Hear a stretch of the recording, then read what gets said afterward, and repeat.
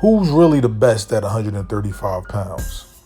We know that Lomachenko has 3 of the 4 major belts, but who's really the best? You got great up-and-coming fighters like Devin Haney.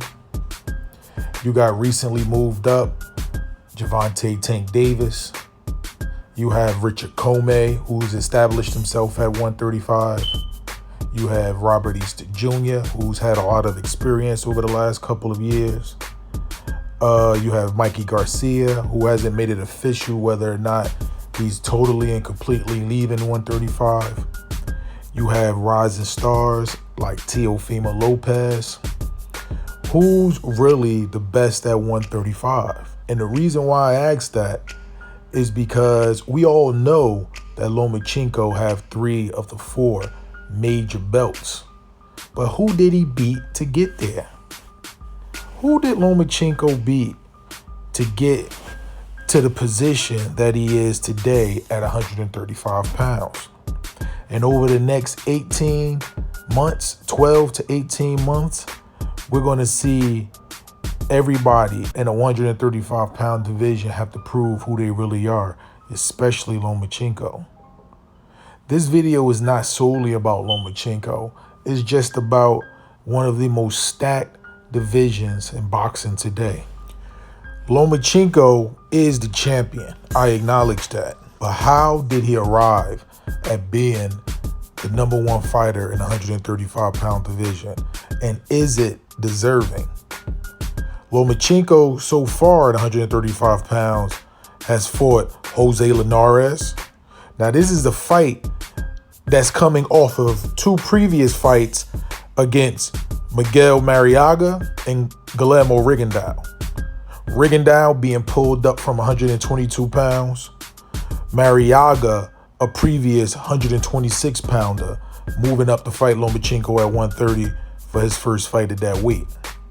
Now, we got to give Bob Arum credit, man. Like, if we go back and have a little history lesson, we have to give Bob Arum credit.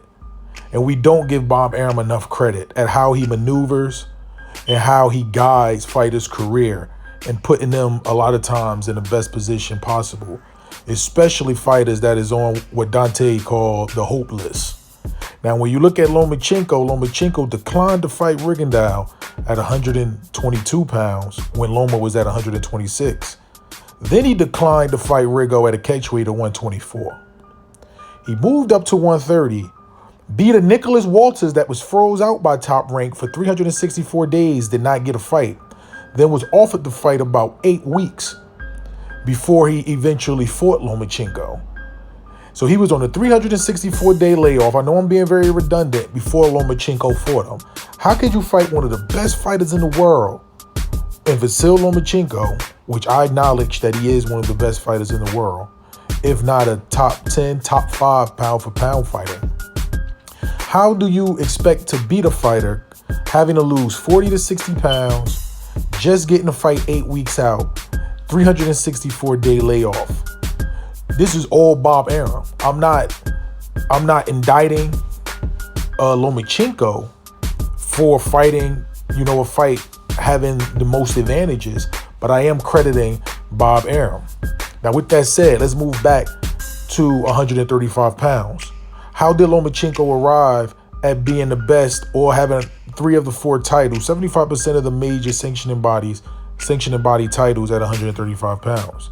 He beat Jose Linares, who at the time already had 3 losses. And if I'm not mistaken, had been knocked out twice. And most people had already knew that Jose Linares was a front runner. He beat Jose Pedraza, who had previously been knocked out by Gervonta Tank Davis. He beat Anthony Corolla, a fighter that at the time had 6 losses. And he beat Luke Campbell, a fighter that is not known to be a power puncher, who Lomachenko readily admits hurt him multiple times during the fight, who already had 2 losses. Okay? We all know that the titles Lomachenko is gobbling up right now, most of those titles were left behind and vacated by Mikey Garcia. So Lomachenko was able to rise to the top of the 135-pound weight class without beating Richard Commey, Robert Easter Jr., Devin Haney, Teofimo Lopez, Mikey Garcia. He rose to the top of the 135-pound division without having to fight or beat any of the rising 135-pounders, fighters that are rising to that position of having a title shot, top prospects, or the already well-established fighters at that position. Partly because they didn't have titles, but for some reason Lomachenko didn't have to go through them to get to the title. So I wanted to establish some sort of context in the hierarchy at 135 pounds. Now, moving on from Lomachenko, you have fighters like Richard Commey, who's a very powerful 135-pound fighter, who's somewhat of a boxer puncher. He can slug, he can also box, but he's very skilled, out of Africa. You have Richard Commey, who was in pretty much a war with Robert Easter Jr. This is a fighter that if Lomachenko stay at 135, he's going to have to fight. He's going to have to defend his title against sooner or later, or he might have to face a Richard Commey later on down the line in order to capture that last and final title that he's after. But another interesting point I heard from Bob Arum is after Lomachenko gained all 4 titles at 135, he may be moving back down to 130 to go on a world tour fighting fighters at 130 pounds. So you're telling me, number one, you're saying to Teofimo Lopez that, you know, if you was to fight Richard Commey or whomever for the last and final vacant title at 135 pounds, Lomachenko is a guarantee to win that title. And once he win that title, he's not going to defend that title at 135 pounds or any of the titles at 135 pounds. He's going to move down to 130 to go on a world tour, rounding out his career to fight at 130. This is very interesting. And this is where Bob Arum needs to get a lot of credit. A lot of credit not only for the success of Lomachenko, but also for the criticism that Lomachenko is receiving. Lomachenko's career is being guided very, very cleverly, very, very shrewdly. His career is being guided by someone who's been in the business for 50 years and understands how to fight his fighters in the right place at the right time, especially the fighters, again, on the hope list, the fighters that have that complexion for the protection. Now, as I move on from Richard Commey, you have Robert Easter Jr. Robert Easter Jr. to me is an anomaly. I don't know whether or not Robert Easter Jr. is going to stay at 135 for the foreseeable future, or if Robert Easter Jr. is going to move up to 140 eventually. If you ask me, I don't believe that the weight is the issue for Robert Easter Jr. I believe it's his fight style. It's his strategy. Him being a tall fighter, a rangy fighter, he fights small. And he gives up his advantages to smaller fighters. And the way Robert Easter Jr. fights, it is not leading me to believe that he's going to have the success that I believe he can have at 135 pounds because he fights so small and because the competition is so high at 135 pounds. And this is the reason why I believe Robert Easter Jr. hasn't reached the potential that I believe he can reach. I've seen Robert Easter box. I've seen him box. I've seen him use his range. I've seen him beat fighters from the outside. But as he moved up, and his style was changed to more of a shoulder roll, counter puncher, volume puncher type of fighter, very reminiscent of a Paul Williams in some ways. After I seen him make that adjustment, he's been struggling ever since against the top opposition. Now, moving from Robert Easter Jr. at 135 pounds, you have Mikey Garcia. Mikey Garcia, to me, in my opinion, as of right now, I would consider to be the best 135-pound fighter without a title. I believe that Robert Easter Jr. versus Lomachenko would be a 50-50 fight. being that Vasyl Lomachenko has trouble with the size and the power of 135 pounders, Mikey Garcia will be that quintessential 135 pounder that would give Vasyl Lomachenko problems because of his power, because of his experience, because of his boxing ability. Now, as I think back, I remember Adrian Broner at 135 pounds. Adrian Broner decided to make the jump to 147 to fight Paulie Malignaggi for a 147-pound title. People wanted to, first they said Broner was dumb for making the jump. Then when he beat Paulie, they said he lost to Paulie, but since he got the win, they began to discredit Broner for quote-unquote fighting the weakest champion at 147 pounds. Then as Broner won titles at 140, and then subsequent, or I think that was the last title that he won, was at 140 pounds. He was criticized for fighting weaker champions, not fighting the best. All right? But Lomachenko don't get that same criticism. He jumped to 135 at a time where the champions were very weak, with multiple losses, and he didn't have to fight the best to get there. He is the champion, in my opinion. He is the number one or number two fighter at 135 pounds behind Mikey Garcia, if Mikey Garcia chooses to stay there. So I'm giving him his credit, but I'm not going to leave out the truth, and I'm not going to leave out the context, regardless of who doesn't like it. All right. Now, as I move on to Gervonta Davis, I haven't fully seen confirmation that Gervonta Tank Davis has moved to 135 pounds. I've seen a couple YouTube channels talk about it. I've seen a couple things on Instagram that spoke about it. I see the vacated, I think, what is the WBA title? But I don't know if for sure it has been 100% confirmed that Gervonta Tank Davis has moved up. At this point, and when I'm making this video, I don't see full confirmation just as yet. All right, by the time I upload this video, then there might be confirmation. But as of now, I don't know. But if he do move to 135, I think it's very interesting. Is he moving to 135 because it's hard for him to make 130? Is it hard for Tank to make 130? I'm sure it is. He's missed weight a couple of times. Or is he moving to 135 because he smells blood in light of the poor performance, if you ask me, by Lomachenko standards that he had against Luke Campbell? Is that why Tank is moving up? Does Tank smell blood? Does Tank see more money at 135 pounds? Some people is going as far as to say that Tank is afraid of Leo Santa Cruz, and Leo Santa Cruz moving up to 130, and that's why he's moving up to 135 pounds, which is absolute nonsense. Only a fighter of a certain persuasion will get that sort of criticism. All right. But Tank Davis in the 135-pound division, I think is dangerous to some fighters. But I think to that upper echelon fighter like a Mikey Garcia, he's a bit small for Mikey Garcia. I think for Lomachenko has a lot of success against shorter fighters. But at the same time, in my opinion, Tank has a good chance of knocking Lomachenko out, being that Lomachenko does not like to get touched. Tank has a lot of speed, a lot of power. He has very good movement when he wants to use it. His only flaw, I think, against Lomachenko, he has a couple. One is his size, as far as his height. And the second is the fact that he might not be able to match Lomachenko's output.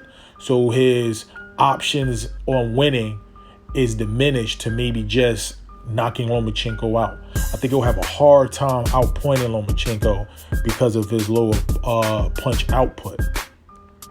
Now, as we move down the 135-pound division, you have Teofimo Lopez, who a lot of people said struggled in his last fight against the Japanese cat. Teofimo Lopez is another fighter that has a very low punch output. He's a counter puncher. He doesn't initiate a lot of offense. He has good movement. You know, he is a pot shotter. He has good power, different things like that. He can be exciting, but it's his punch count in these smaller weight classes that causes a counter-punching fighter like that to be taken advantage of in certain spots of the fight. And a lot of these fighters are being compared to Floyd Mayweather when Floyd Mayweather was at 135 pounds. I think that's the stupidest comparison. Floyd Mayweather at 135 pounds fought tall fighters, fought pressure fighters. He fought skilled boxers. Floyd Mayweather fought fighters at 130 and 135 pounds of all different styles and sizes. And he proved that he was able to adapt and adjust to all of those different styles, all of those different physiques. And I haven't seen that from any fighter yet at 135 pounds, really, since Floyd. You know, Mikey Garcia has shown some of that versatility, but when it came to fighting bigger fighters, moving up, but he made a big jump. He wasn't successful, but he's the closest, not to Mayweather, but the closest to some of the versatility that Mayweather has shown. But again, 135 pounds is a one of the stacked, if not the most stacked division in boxing. And last but not least, I got Devin Haney, who's on ESPN, which I don't really follow Dan Raphael, but I see on ESPN, he's ranked number 9 in the 135-pound lightweight division. And Devin Haney, to me, has the most potential out of the up-and-coming 135-pounders. Not only he has the most potential, I think he has the second best chance at beating Lomachenko behind Mikey Garcia. Devin Haney is very versatile. He has a wide variety of skill sets. He can control range. He can stay in on the inside like a brawler if need be. He can fight in the pocket similar to a Mayweather. He has excellent movement. He has excellent timing. If you ask me, Devin Haney is hampered by the fact that he has so many skills right now and he's so young. It's equivalent to a soldier that you're asking to be a sniper, a tank commander, an infantryman, a Navy SEAL. He has so many different tools at such a young age. I'm still not convinced that he knows how to apply them all just as yet, because he's so young. And as time goes on and he settles down and he really understands what skill set works with what type of fighter, then you will see the best Devin Haney. I think he has the most potential out of the young 135-pound fighters. I think you give Devin Haney another 8 months to a year, I believe he will beat Lomachenko. I believe he is the possibility that he will beat Lomachenko now. He will beat Mikey Garcia now. But I just feel like he hasn't really come into his man strength just yet. He hasn't really figured out what his style is just yet, how to settle down and fight a fight as efficiently as possible.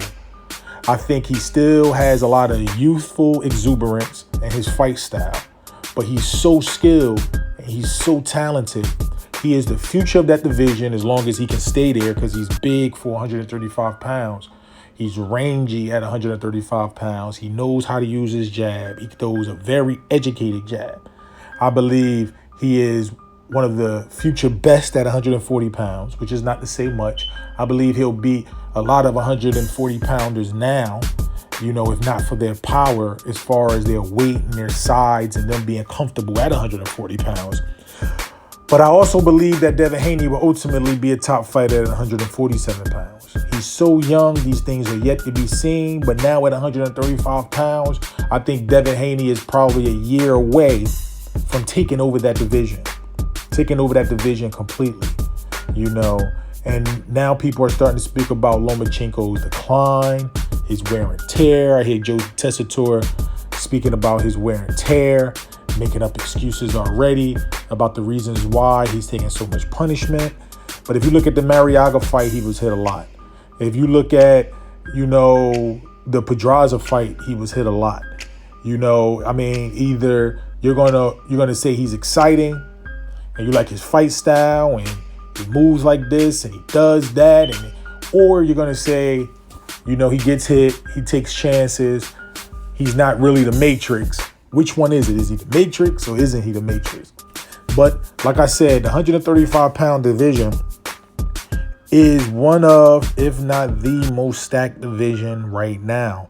Maybe behind 147-pound division, 160, and even 154 is a very stacked division. And the heavyweight division is not very deep, but, you know, it's top heavy, but you have a lot of parity when it comes to those top 3 to 5 fighters at the heavyweight division. But tell me what y'all think. You know, who is the actual best at 135 pounds? Not who has all the belts, because I previously laid out the route to getting all those belts. The best fighters weren't beaten for Lomachenko to obtain those belts. Who is the best? Who is the future best at 135 pounds? What do you feel about Bob Arum and his world tour for Lomachenko after or if he acquires the last top belt at 135 pounds? What you think? Let me know. Comment, subscribe. This has been Fighting Words. Peace.